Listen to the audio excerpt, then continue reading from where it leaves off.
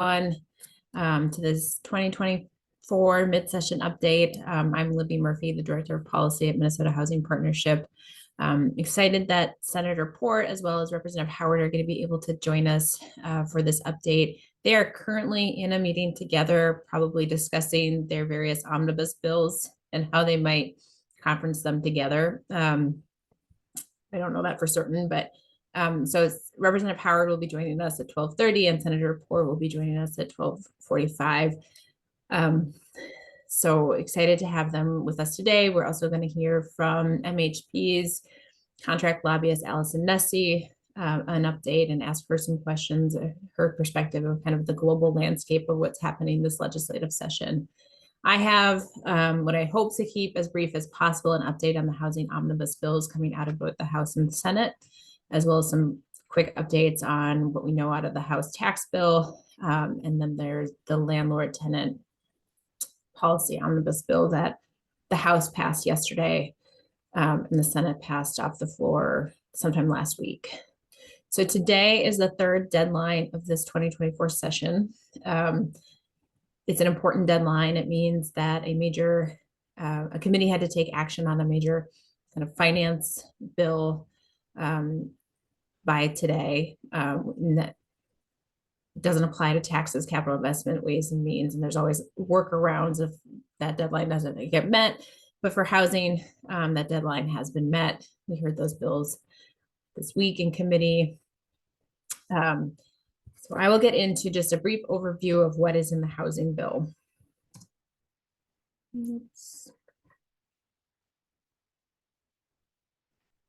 So as for folks who maybe aren't aware, as a reminder, the Housing Committee received a $10 million supplemental target this year. So from the supplemental budget, housing was allocated $10 million of that, which I would say is on par for kind of a typical supplemental budget year. Housing typically sees somewhere between 5 to 10 million in supplemental funding. So significantly lower than the 1.3 billion direct appropriations that we saw last year, but in the totality of the biennium, housing received quite a bit of resources. But so with this limited target, what we see both the House and the Senate doing is directing the bulk of that target, over 8.8 million, to the Family Homeless Prevention and Assistance Program. This is a program that is intended to prevent homelessness, and when homelessness occurs, make sure that that duration is brief. This is a resource that is flexible and can be used to help households pay utilities. It can be used for things like emergency rental assistance. And so we heard consistently from the chairs was they wanted to prioritize programs that would keep people stably housed. And so that is what we are seeing with the bulk of the resources from both the House and Senate going to the Family Homeless Prevention and Assistance Program. This other line item, the Housing Affordability and Investment Program, is new. You may have heard of it referred to as SHORP. Really what this is trying to do is provide resources to nonprofit housing providers to recapitalize projects. It can also provide services and operating funds. This is not new money that is going to this program, 50 million. It is reallocating resources from last year towards this effort, towards this program. So 40 million from the 2023 housing infrastructure bonds, which were cash, is going to be directed into this program, as well as 10 million from community stabilization. Now I copy and pasted from the Senate spreadsheet. Part of that 13.25 million that you're seeing on my spreadsheet isn't going to the Housing Affordability Investment Program. Some of that is going to the Wilder Senior Rehab Project that I'll talk about in a second. But I copied and pasted, so it might be confusing. But the total is 50 million going to the Housing Affordability and Investment Program. Both bodies are also putting resources towards the Wilder homeless study. Wilder came to the Capitol this year asking for the state to help partner in conducting that study and making sure that we have a robust understanding of what is happening with homelessness here in the state of Minnesota.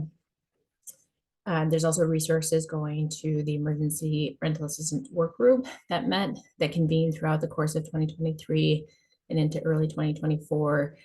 That work group has a number of recommendations to be implemented. And so there are resources available to help with that implementation.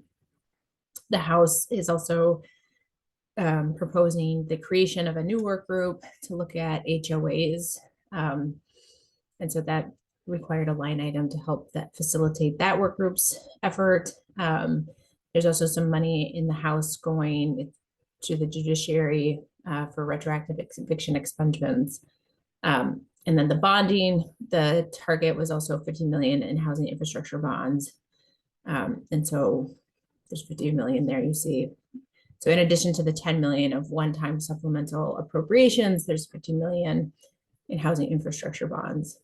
As I mentioned earlier, the Senate is putting some money, reallocating some resources to the Wilder Senior Rehab.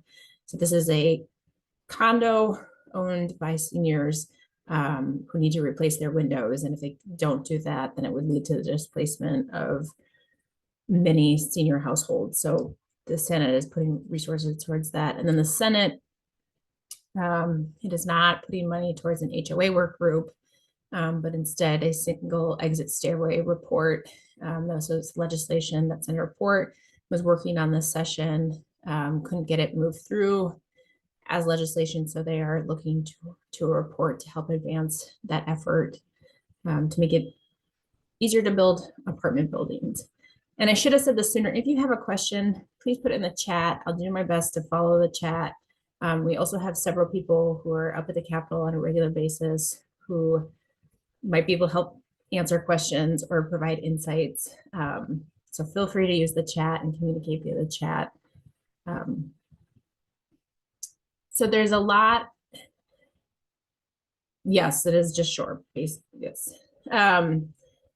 So there's a number of housing policy provisions. This update is being recorded, and this PowerPoint will go out. So I'm not going to read through all of this, but you can see kind of highlights from what is in the bill. As per usual, the Housing Omnibus Bill has a number of various policy provisions.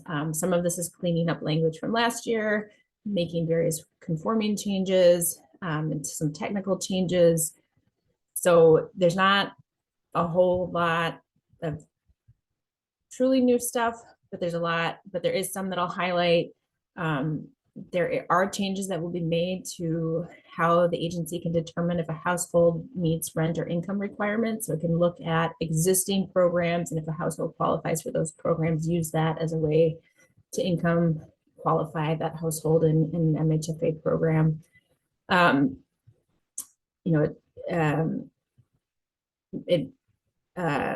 On the state housing tax credit program, which is something that MHP has been active in helping to implement, as well as we were kind of the lead on helping get that across the finish line several years ago. There's some changes, and I would say they are significant changes to that program. So currently in state statute, there are 3 set-asides for the state housing tax credit program. That the way that Minnesota Housing has interpreted that program, these set-asides apply to resources that go into the general contribution fund and not to contributions made directly to specific projects or designated projects. And so what the agency has proposed and what the House and the Senate have taken is that they'd eliminate those set-asides. And I think that the thought process behind that is I think they're anticipating that most contributions will be made directly to specific projects. And so the amount of money in the general contribution fund would be small and therefore challenging to meet the set-aside requirements. If there's like $1 million and 10% has to go to one area and 25% has to go to another. So that's what they're proposing. There's some changes that were made to specific programs just to clarify those kind of the intent of that legislation before those programs go out. And then that's establishing of the Housing Affordability Preservation Investment Program that I talked about, where we're reallocating resources from 2023 into that program to help support recapitalization. And then I already talked about the single stairway So there's some legislation in both the House and Senate to expedite rental assistance. They did conduct a work group over the course of 2023 and early 2024 that came up with a series of recommendations. That report is available online. But in the legislation itself, the House and Senate are requiring MHFA, along with partners, including tribes, the Department of Health and Human Services, to project the need and to report that to the legislature, to project the accurate need so that lawmakers can make informed decisions about how much of their budget target needs to be going towards rental assistance and emergency rental assistance.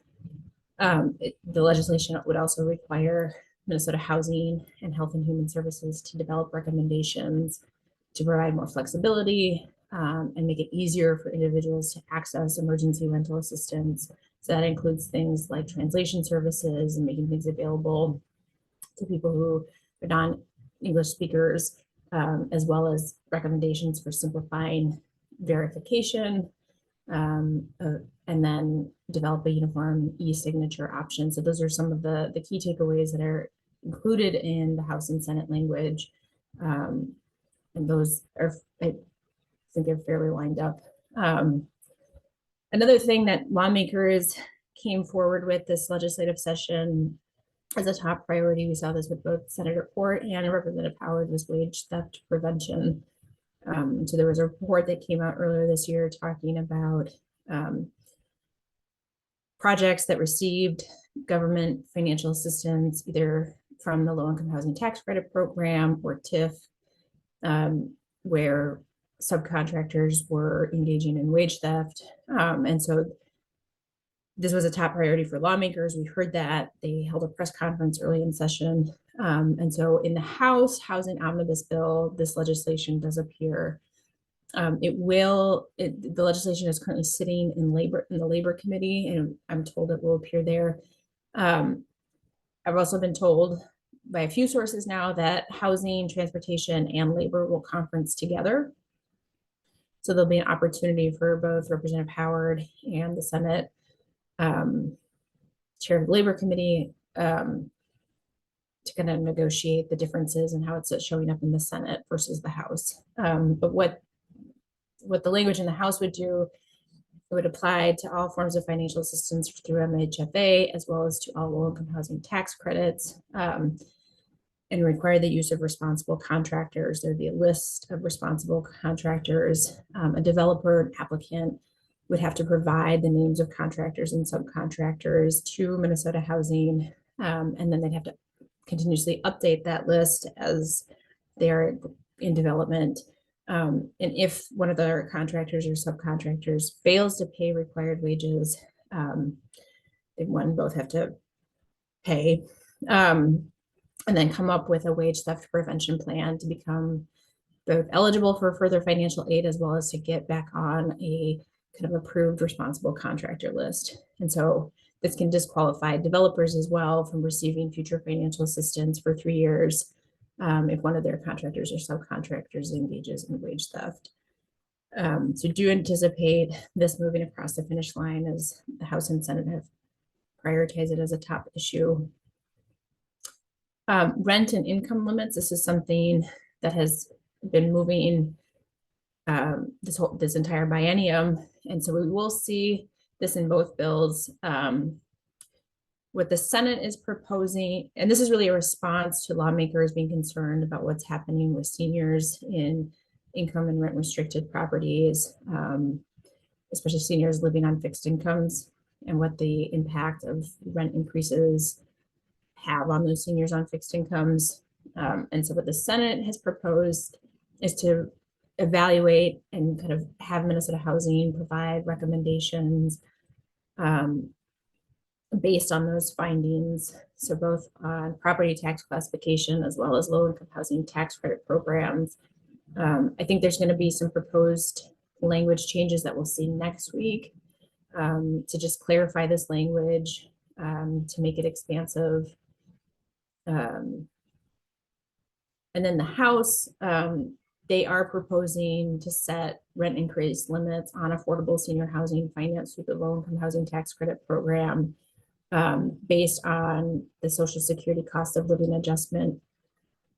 The initial bill applied to both nonprofits and to for-profit entities. In the omnibus bill, the House exempts nonprofit housing providers.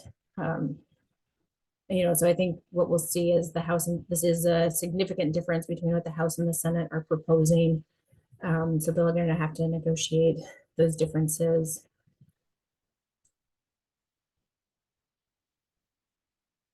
Cecile, that I will have to get back to how you get on the responsible contractor list. And if anybody knows the answer to that question, feel free to answer. So some changes are being proposed in the House Housing Omnibus Bill to the Local Housing Aid Program. This is the Metro Sales Tax. There's a maintenance of effort language that is required. So really the intent all along was that local jurisdictions use this resource as supplemental resources. It is not intended to supplant or replace existing resources. And so lawmakers did feel like it was important to come back and clarify the intent just to make sure that that was written into statute. So that we see in the House Omnibus Bill. There's also language that's being added to clarify. Originally in the bill, there was language that the program could be used to support nonprofit housing providers. It had been inserted last session to be intentionally broad so that it could do a number of activities to support nonprofit housing providers. It was very clear that counties and cities needed more clarity about what exactly was an eligible use under that particular provision. So the House is making it more explicit about what exactly is an eligible use of the Metro Sales Tax and the local housing aid. And so cost of operating an emergency shelter, transitional housing, supportive housing, those are included. New construction rehab was something that was always a part of this legislation. Rental assistance, that was also always part of it. That it can pay utility, property tax, or supportive services. All of that is new. Again, it was intended with the language that was included last year. So that really what the House is doing is just providing clarity for counties and cities that are going to be administering these resources. The Senate does not include this language in their bill.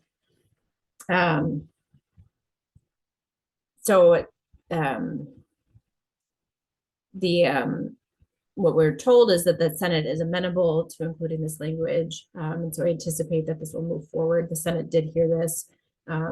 It moved into Senate taxes, where I think it was maybe thought it would show up in the tax bill, but it can move through the housing bill. So we anticipate that the Senate and the House will end up taking the House language on this front.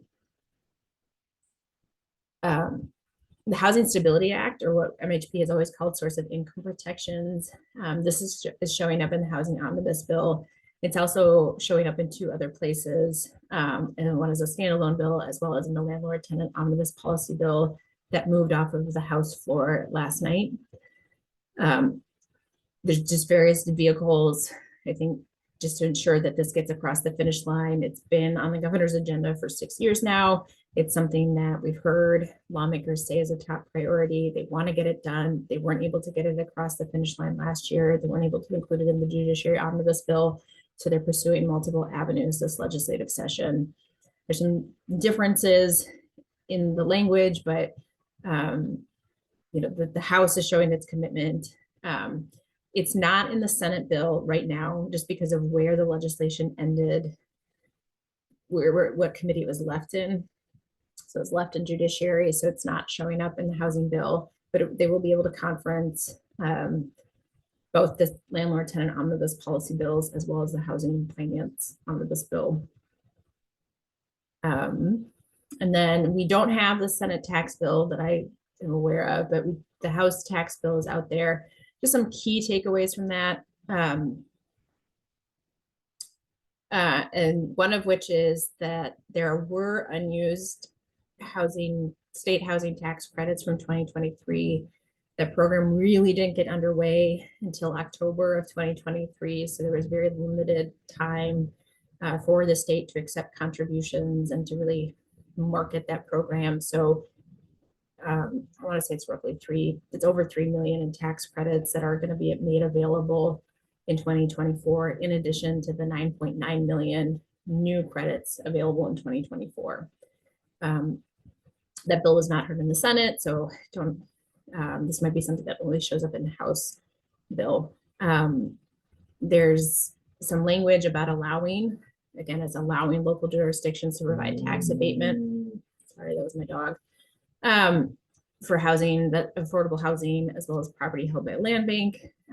It's also making clear that the local homeless aid, that it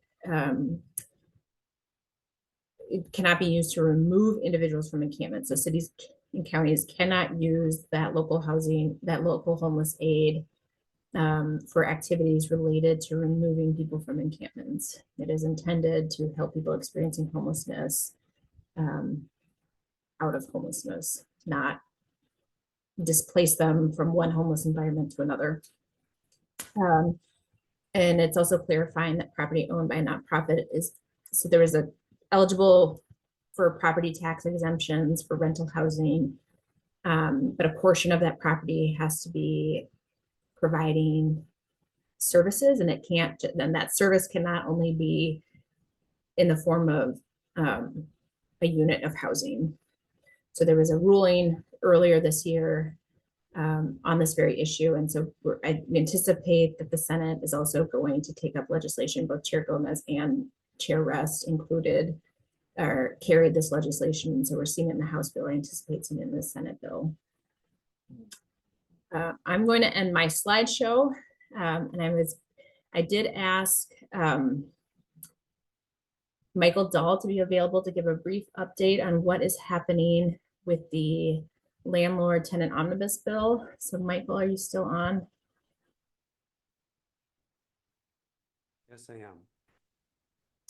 Would you like me to cover that now? Okay. Well, thank you, Libby, for having me be able to provide a report on tenant landlord issues. There are two different bills, and they're pretty significantly different in the House and the Senate. The Senate passed its bill. Gosh, I'm losing a sense of time, but it's well over a week ago, and the Senate passed its bill last night. As Libby had mentioned, the source of income made it into the House version of the bill, and that's one that many of our organizations are tracking. There are a few areas where the House and the Senate bills are, I wouldn't say identical, but they cover the same issue. It's just different wording in some cases.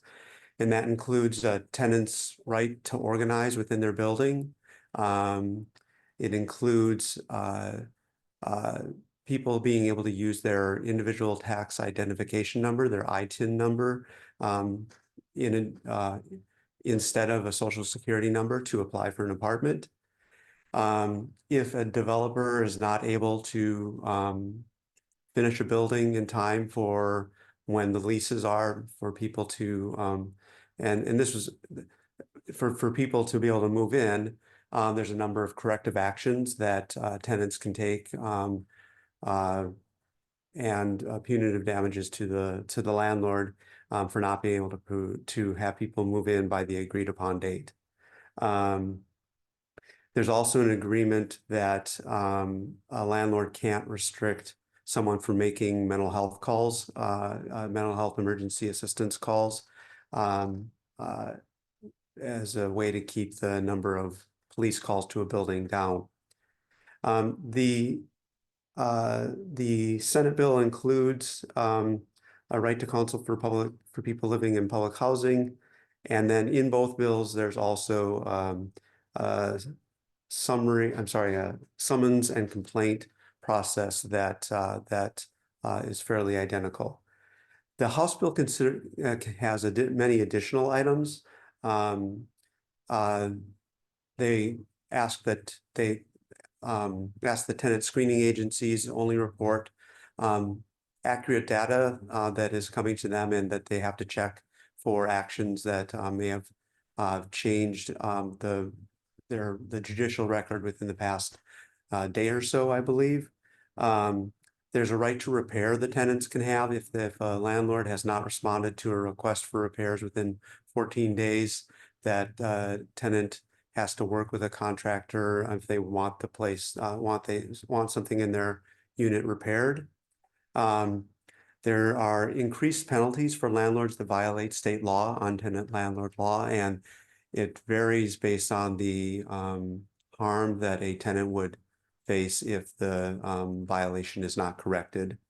There's something called duty to mitigate, which basically means that a tenant has, if a tenant has to break their lease midway through their lease, that while they are responsible for the damages or the amount of money that isn't collected in rent, that the landlord at least has to make a reasonable effort to try to re-rent that unit.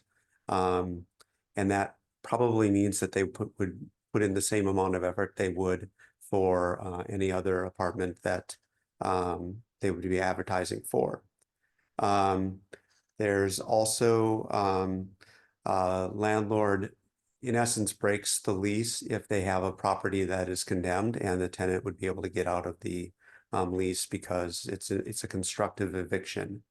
And then the last thing that I have, there may be other things because I'm sort of doing a thumbnail sketch on things right now, is that last year we got a law passed that said that if you were told by a doctor you had to move because you could no longer live in the housing you're currently living in, either because it's inaccessible or you have to move into some sort of supportive or assisted living situation, that you could do that. But there are other members of the household that are still on the hook for the rent that's owed, and there would be the ability for there would be options for the tenants in this situation to also be able to break the lease. I'm happy to take any questions, but I also understand that Representative Howard is going to be on real soon. But those are the two bills, and they are going to be conferenced. Thank you, Michael. So Representative Howard is not on yet, but I anticipate momentarily, and as many of you who are up at the Capitol, like Capitol meetings seem to never start on time and therefore never finish on time. But we have Allison Nessie with us, who is a contract lobbyist for Minnesota Housing Partnership, as well as many other housing organizations. And so wanted just to get, and Allison follows a number of issues besides housing. So Allison's kind of take on what's happening globally. We had heard at one point we were going to leave session early. Are we on track to do that? We don't have a bonding bill out, and this is supposed to be a bonding year. So what is happening? Thanks, Libby, and hi, everybody. What is happening is a great question. Just for global context, today is the third deadline for bills. So it's the finance deadline. So finance bills need to be heard in their committee, amended, and sent to Ways and Means by the end of the day today. They then go on Passover break for next Monday and Tuesday, and they come back Wednesday, which leaves for about 3.5 weeks before they must adjourn May 20th.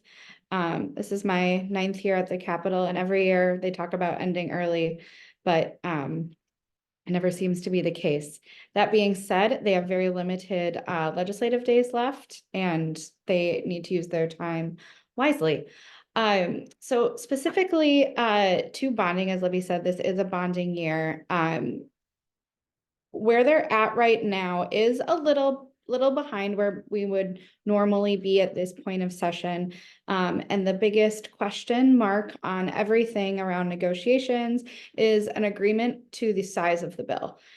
Because a general obligation backed bond bill needs a supermajority, 3/5 majority approval in both the House and Senate. Both of them need GOP votes, so they cannot pass it cleanly on party lines. So this bonding is a math and political. It's very political, and it's also a math equation to garner enough votes on both sides of the aisle to get a bill across. But what we don't have right now is an agreement of should that bill be 800 million, as the Senate Republicans are saying. They won't vote for a bill that's over 800 million in GO bonds. And then you have the DFL who would love to see a bill at 980 million, which is the debt capacity that the state could take on this year, and still keep its high credit ratings. So those conversations between all four caucuses, the Senate GOP, DFL, House GOP, and DFL, are happening, but they don't have an agreement yet. And in the House Capital Investment Committee, the chair and committee member, Representative Franson, had just a great discussion about, we don't have the overall framework. We don't know which projects are in or out yet. And we shall see. Hopefully something can come together, at least preliminary proposals in the next week and a half. The other thing I would note, in addition to what Libby said, though, about the 50 million for housing infrastructure bonds, the governor's bonding proposal that came out in January did include a proposed 7.5 million in general obligation bonds for public housing. So that was my only addition. Thanks, Allison. So Representative Howard has joined us. So we're going to turn to Representative Howard. So Representative Howard, I was able to give an overview of what is in the housing omnibus bill, both the Senate and the House. I assume you've taken a look at both, kind of a side-by-side comparison already. I'm curious, how far apart do you think you are? How close together are you? And where you are far apart, like where do you see consensus happening? Where do you see differences remaining? And how are you going to get through them? Thank you, and thanks everybody for joining and for all your work this session and beyond to position us to continue to sort of change the game as we need to invest in housing and make these big changes. But to your question, fortunately, similar to last year, Senator Port and I are very closely aligned in both our values and approach, and are really viewing this supplemental budget as one that really focuses on the housing stability and addressing some of our really most vulnerable Minnesotans and preserving housing, preventing homelessness, those sort of acute challenges. And so really there aren't a whole lot of big differences. There's some small differences in work together collaboratively to sort of get to the end line. In particular, around how do we address the emergent needs of our nonprofit housing providers to get us on a path towards stability and preserving as many units as we can. But I think we're in a very collaborative space to continue working together to get to the finish line. So that's helpful. You know, one thing that I wasn't able to touch on was the issue of land use and zoning. That was a major area of focus, it seemed, for you as well as some other lawmakers, and it got a lot of attention early in session. Can you give an update on the status of all of that work, and kind of how you're feeling about its current status and what the path moving forward and next year might look like? First, I'm going to start with a positive, which is that a coalition that many people on this call helped build and begin is really historic in terms of bringing entities together that really haven't joined forces and held hands. And we've made a lot of noise to say that in the state of Minnesota, we absolutely need to be doing things differently when it comes to local planning and zoning to build more homes, especially more affordable homes. In the House, in particular, we got the furthest on multifamily by right in commercial zones, where that bill moved all the way through our committees and to the floor. But both for the getting to the sort of bad news piece, both our efforts on missing middle and multifamily by right in commercial zones have officially stalled, and we are likely not able to move those pieces of legislation this forward, which is frustrating. But there's a lot of lessons learned and a lot of progress built. Often at the legislature, when you're doing big new things, it can take more than 1 year, and I feel really confident in the base we've laid. There was an op-ed written by a columnist basically saying this is the right fight and to keep fighting. And the columnist basically said, when you've built a coalition this diverse and of this size, it's the kind of coalitions that's going to keep coming back again until you get this done. And I think that's exactly right. And I think the year to get it done is next year. And look forward to working with folks in the lead up to next session to be in a stronger place. The one zoning piece of interest that is still moving, and I'm very optimistic we can pass, and really we must pass, is legislation with clarity on comp planning and to prevent the litigation that is preventing housing from proceeding, in particular in Minneapolis related to their 2040 comp plan. But it's an issue that affects all of our cities in the metro area. That language was included in our House, state, local government omnibus bill. And there are, hundreds and hundreds of units at risk in Minnesota or have been stopped based on this frivolous litigation, in my opinion. And the legislature really needs to step up and act. And I feel like we're in a good position to do so in the remaining weeks of session. And just as a reminder to folks on the call, if you have specific questions for Representative Howard, if you put them in the chat, I'm in a better place now that I'm not presenting to be able to read them and ask them. So feel free to use the chat. Okay, so Representative Howard, excuse me. Source of income protections, or the Housing Stability Act, as the Minnesota Department of Human Rights has been calling this effort this session. It's showing up 3 places in the House. Do you have any predictions on what is the path to success this legislative session? Well, there's a legislator who some folks may be familiar with, Phyllis Kahn, who it was her school of legislating that you put your thing that you care about in as many places as possible. And that's kind of the approach we're taking on this bill because it's so important.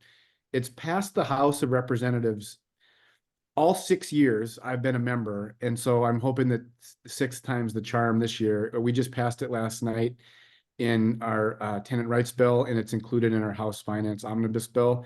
At this stage, we are just sort of keeping our options open. It sort of gets into the weed, but there's strategic reasons why it might help to be in the finance bill versus a tenant rights bill to get us to the votes we need to pass it. And the other thing that's different this year is the priority and push that the Walz administration is placing on the bill. And so for a variety of reasons, I do feel confident this is going to six times the charm on a really important piece of legislation. I think last question for you before we pivot to Senator Port. Okay, well, there is maybe there'll be 2 questions, but my last question was going to be, what are your biggest priorities that are still in play? What are you going to guarantee? I don't know, you can't guarantee, you got to make sure you have the votes, but what are you really going to be pushing for to get across the finish line, both in your omnibus bill and, there's housing items in the tax bill and in other bills. So just curious where you're putting your energy. Really good question. In terms of our finance bill, I would say my priority is on this: how do we preserve housing and prevent homelessness for as many Minnesotans as we can, knowing the needs are so significant. And so the 2 places there are preserving as much resource as we can for FHPAP, emergency rental assistance, and in a very targeted way to try to get it right in terms of how we provide some immediate resources for our nonprofit housing providers that preserve units, and then lay the groundwork for kind of more structural long-term changes. So those pieces, and then I've already mentioned it, but the comp plan clarity bill is a must. We need to get this done. I think we should have got it done last year, and this year it's more important than ever. And so there's a coalition of folks and members that are working together to make sure that we get that across. I think we will, but it's definitely at the top of the list. Okay, so there's a question in the chat that actually I'm going to open up to both you and Senator Port, who is now on. And that is, what is the biggest lesson or the biggest lessons that was learned about the zoning bills from this legislative session? It's a really good question, a really, really good question. A couple things. One thing I would say that we learned is that this is an issue that Minnesotans care a lot about. I think for years there's people working on these issues, but it was just a little more under the radar. It wasn't an issue that was going to garner a lot of media and public attention, and that changed this year. And adding that sort of level of public focus on this was advantageous and something we need to lean into. I think it's an issue where sunshine is the best disinfectant for some of the practices that are happening within cities. And so we need to continue to grow our coalition and really grow our sort of public facing work to make sure that Minnesotans know what we're up to on this and why it's responsive to what we hear from people all the time, which is they can't find a home that they can afford. So that's one. And that kind of leads us into number two. And, you know, it shouldn't be surprising to us that cities are an effective lobbying force. But what did, I think, surprise me a little bit is just how hook, line, and sinker some of our members took the messaging that we heard from cities, much of it which was misinformation and much of it was, you know, the sky is going to fall hyperbole. And there's a depth of conversation that we need to do with members and their constituents need to do. There's an organizing challenge that we have to sort of have a fuller conversation for some members that just haven't really spent the time to consider this issue with the level of depth we need beyond the sort of two-dimensional state control versus local control aspect. And so some of those conversations were illuminating. But, you know, I continue to think about that question every day over the last several weeks. And so the answer will keep evolving over time too. And I can't wait to hear what coalition folks think about that question too. We have a lot of work to do together to sort of chart out and together figure out the next steps. And that'll be such an important question for us to wrestle with. Yes, and there will be debriefings, like probably multiple debriefings. But Senator Port, do you want to answer that same question? Yeah, absolutely. Hi, everyone. Nice to see you. I think the first thing is exactly what you just said, Libby. Like, we need to debrief this on places that we were not as effective and able to move through the very intense disinformation and misinformation campaign that I think happened. But also, like, where were we able to bring more support and how do we amplify that? So much of this is that the way that the cities have relationships in the legislature and we're able to so quickly mobilize with what was, to my eye anyway, like a moving target on whatever they saw as having a chance. They sort of kept moving down the line until they successfully killed everything. And so I think, like, making sure that we're spending the interim building that public narrative of this is why, this is how it's all tied together. And frankly, I think in some ways we have to go stronger on the real truth that local zoning control has not worked.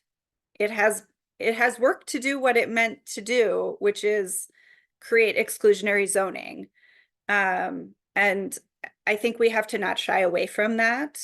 I think we have to be willing to say that part out loud, more broadly to the public than just in sort of the legislature. And I think it's a fine line to walk, but this is such a critical issue. And, you know, I'm hopeful that the work that we did this year really does lay the groundwork for us to come back stronger and more clear next year.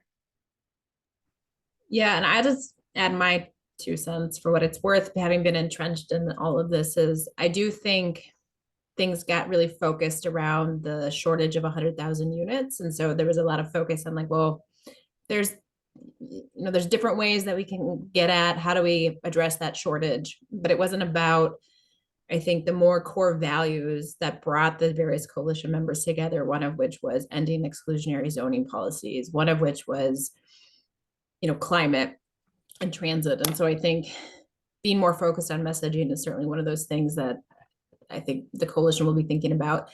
So just to stay on this for a little bit, Senator Port, like the Senate hearing, the final Senate hearing on the multifamily bill felt a little bit like one was in a city council hearing on an affordable housing project.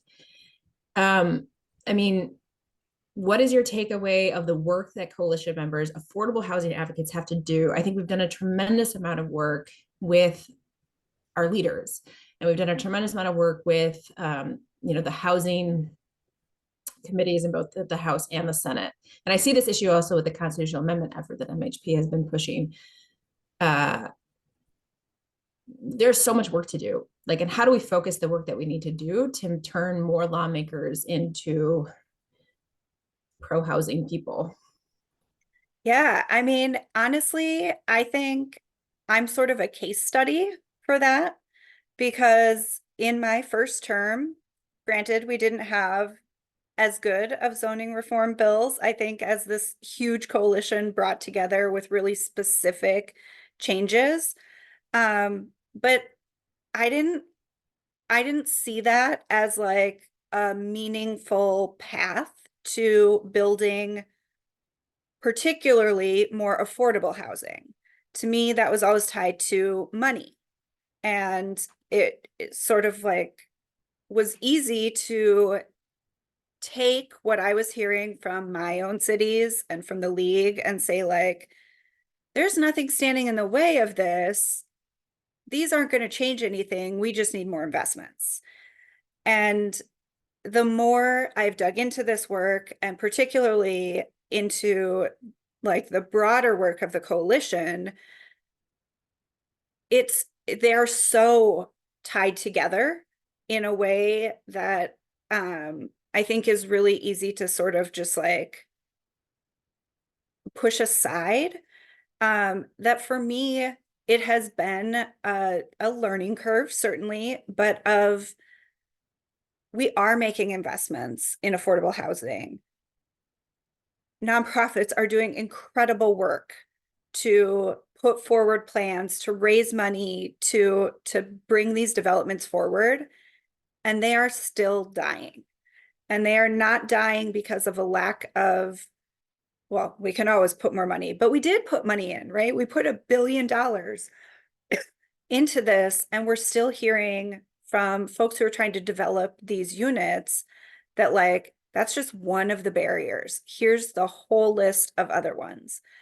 And I think for me that was really a turning point in seeing as we can't just throw money at this problem, because it's not just a money problem.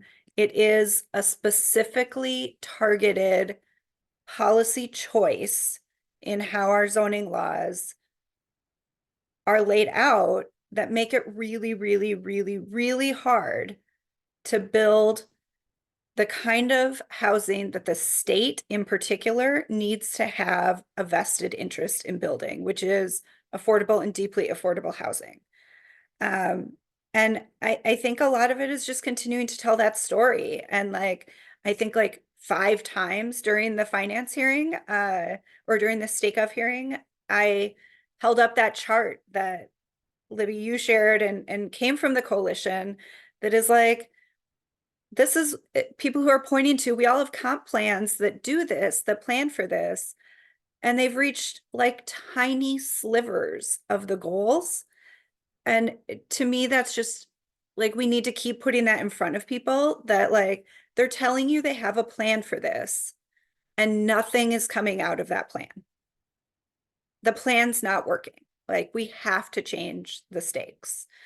And I think it's continuing to hear that from their own communities in some ways, but also from us. I think one of the other things that came out of this session is that Mike and I are more clear than ever that like this has to happen. And so, you know, the more we can continue to move folks down that line, the better off we are. Thank you. So I want to ask about something else that hopefully you're also more committed to, given what felt like a very disappointing budget target, and that is the constitutional amendment for housing, dedicated revenue for affordable housing. You both committed to hearing the bill even after deadline, and so can you talk a little bit about why it's so important to hear that bill this session, even though like we know it didn't meet deadline, it's not gonna advance this legislative session, but what are you hoping to tee up for next year in hearing that bill this year? Yeah, I mean, I think it's more critical than ever. And we'll definitely be having an informational hearing on it in my committee. But the picture is so stark that the incredible work we did last year with in total across all the bills, about $2 billion going to housing is still literally a drop in the bucket to get us where we need to be. And there is not always going to be a $17 billion surplus. In fact, sort of the opposite is looking on the horizon, that we will be very close to the numbers we are right now. And that is terrifying to me because we didn't have almost any money in the tails going forward in our housing targets last year. So we're going to be back to base spending likely in future years if we don't raise revenue. And this issue is not going away. It affects literally every community across Minnesota. It has to have dedicated funding. It has to. And I think like this is the clear path to do it.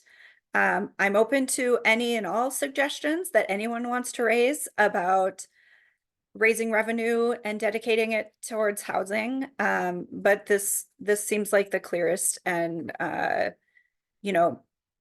most easily understood path forward. And we absolutely need it. We cannot go back to a $10 million or $50 million budget target in housing every 2 years. That would absolutely eviscerate the work that we all worked so hard to do over the last several years, and will just have huge detrimental impacts on our communities. Representative Howard, do you feel like you answered that question? I'll just say ditto, and I haven't talked to the Senator Port about this, but maybe we should just do a joint hearing on it. That might be an interesting idea. I love that. But it is critical as ever. Everybody, I carried around the budget jug of water, to make the analogy that we're spending just a tablespoon on housing. That analogy is going to hold when our next budget cycle begins, or at least pretty close to it. We absolutely need dedicated revenue to address this challenge. And to me, how it fits with the zoning conversation is we need structural change. We need to do things differently. And so on the funding side, I believe the constitutional amendment is the big thing we need to do differently. On the policy side, it's state level zoning reform is the big thing we need to do differently. And so I feel like those will anchor us in our efforts next year. And then the only other thing I wanted to say just on zoning for a quick second is I really want to thank you, Libby, for your work in particular to help build this coalition along with MHP, and in particular on the multifamily by commercial zones. You've spent so much time on this effort, such a righteous one, and we're in a such stronger place because of your leadership on it. And I just wanted to say that. So thanks. 100%. Well, thank you. It was a slog. And you guys were right there with it, along with so many other coalition partners. So, what time for, I think, one more question. But I do want to point you, I'm not going to ask this question, but point you to the chat. There was some conversation earlier in the conversation before both of you were able to be on about the wage theft and the prevailing wage efforts that are moving forward. The wage theft prevention that's in the House bill, housing bill, which we think will be in the labor bill. And I just think like, so that was I think in the chat, a little bit of a contentious issue, just because we were talking about we need more housing, but how are we making it more difficult? And, I think there's the difference. Some people don't think it's making it more difficult or more expensive, but just wanted to raise that to your attention in case you wanted to engage in the chat there. And why you both feel that that's a critical issue to advance this legislative session. But Senator Port, I wanted to finish with you about source of income protections, because it is the Senate that has been the barrier. I won't name names, but we do know that we've been able to get it over past the House floors. What is it, 6 years, as Representative Howard said. What is it going to take this year? How do we get it across the finish line? Do you have a path forward? Or are we still trying to navigate that? Yes, yes, I'm committed to getting across the finish line this year. It's absolutely necessary legislation. I think it's been necessary legislation for 6 years that the House has put it forward. I do think we have a really, really, really strong chance this year. We're being strategic about putting it in a couple of places in the House so that we have options in the Senate based on vote counts and who might join us. I think the biggest change this year to the past is that this is one of the governor's priorities, and that holds weight in the legislature. But I also want to give a huge shout out to Senator Umu Verbatim on this, because she has worked so hard on this bill for 2 years to really help bring along our members who had concerns about it, and just like slowly chip away at those concerns and moving them closer to neutral, to the point that I really truly believe it will pass this year. Well, I want to thank both Representative Howard and Senator Port for your time with us, as well as Allison and Michael, who gave some updates. This update will be made available. It's been recorded, as well as the slides will be made available on MHP's website. So thank you so much. And we will be tracking what happens for the rest of session. We know there's good things in the bills, and we're eager to see how things finally play out. So thank you so much. Thank you. Just like one quick thing, shout out to all of you. We could not have pushed as hard for as much as we did. We know we didn't move everything that we had hopes for this year, but we were really successful in changing the narrative and having an important conversation this year, primarily because of the work of this coalition. So thank you so much for all of your work. Thank you.